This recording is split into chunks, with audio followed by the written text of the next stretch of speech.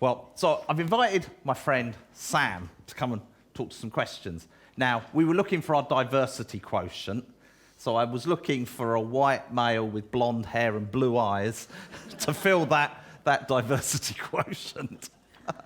So tell us a little bit about yourself, Sam. Hello, everyone. You may not tell from the accent, but I'm actually from the same part of the world as Rich. We're both from Kent, but I'm from the nice part. He's from the north part. So I'm from Royal Tunbridge Wells. That's where I grew up, the royal town in the Garden of England. All my family around there, they still are. I'm now the honorary northerner in the family. My family, all Christian. I've only known church really growing up. My parents and my siblings are Christians. Their parents, Christians. My aunts, uncles, cousins, all Christians. All I've really known growing up is church and Christians. So Sam, if I said chocolate or strawberry, what would you say? It depends on the context. All right, ice cream. Ice cream, oh, strawberry. Strawberry, okay. So, Pharisee or tax collector? I would say Pharisee for me. Yeah. See, I only gave you a binary choice there. So you thought you're pretty doing all right. You're sort of like up there with the religious dudes. I was doing great. I was doing really well, yeah.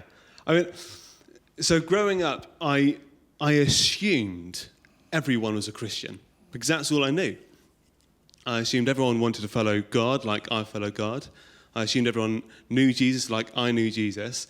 And for me, it was a shock when I found out that some people didn't know Jesus. And then, so that was primary school. And then going to secondary school, I went to a really lovely secondary school. Everyone was very well behaved. But more than primary school, I saw people start to live lives that were actually unbiblical. They weren't living good lives.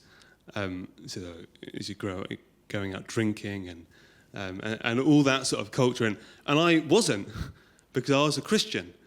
And so I thought, I need to stay on the straight and narrow. These guys, they can go their own way, but I'm not like them. I'm the church kid at school. And even at church, Rich, I was one of the only guys in my age at church. And so everyone looked at me and said, well, that's Sam. He's the church kid. He knows his stuff. Did you get beaten up a lot when you were younger? Not in Tunbridge Wells, no. No. They probably just blotted your club card or something. Yeah. Oh, no. I mean, and it's interesting, isn't it? I mean, and we joke about this. I'm from Chatham. So, the tax collector from Chatham that would probably drive over to Tunbridge Wells with all his mates and go drinking. So it probably wasn't people from Tunbridge Wells that were getting out of their heads. It was probably us coming over the hill. But, we have that kind of comparison, don't we? Tunbridge Wells is up there and Chatham is down there. But we probably do it around here, People go, I'm not from Orchard Park, I'm from North Hull Estate. And things like that, I'm not from the north, I'm from the south. Yeah.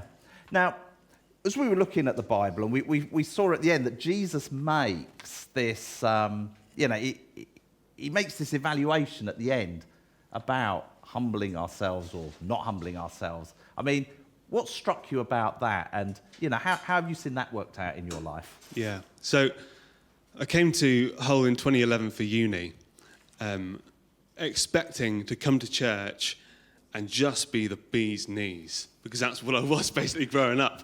But then I joined the student group when I was at uni, and we read a book together, me and some Christian friends. And the book introduced me to a passage in a book of the Bible called Romans. I'll just read out a few verses from this book. And they hit me like nothing else had ever hit me. It's from... Do you want me to hold that for you? As you preach your sermon now. He wanted to do a talk, and so you had to get in there somehow. So it says this: as it is written, there was no one righteous, not even one. There is no one who understands. There is no one who seeks God. All have turned away. They have together become worthless. There is no one who does good, not even one. And I read that. I'd never read that before. I'd never thought of that of myself. All the time I'd thought of myself in comparison, like that Pharisee, to other people, and I was pretty good guy. But then you read these and see, there's no one who does good. There's no one who's righteous. No one seeks God. And I realized, compared to God, I'm just not good. Compared to God, I'm just not righteous. And so my sin, my understanding of how bad I was, it hit me in a way that it had never done before. Yeah. So, before you'd sort of read that, before you'd come to that dawning realization, the last question is, if you died before you'd sort of come to that realization and you'd gone to heaven, what were you expecting to tell God when you knocked on the old pearly gates? I'm here. I bet you're expecting me. Wasn't I good? I think, well, I'd have said, because I was a good Christian, I'd have said, oh, it's all about Jesus. I would have said that, I think. But in my heart, I thought, I'm just better. I've been in a Christian family, not like these other guys. I know the Bible well, not like these other guys. I've lived a relatively good life, not like these other guys. And because of that, and because of Jesus, you can let me in.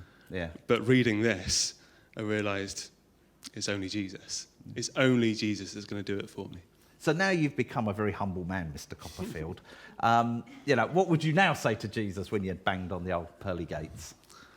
Have mercy on me. Have mercy. I've come to the understanding that I'm not good.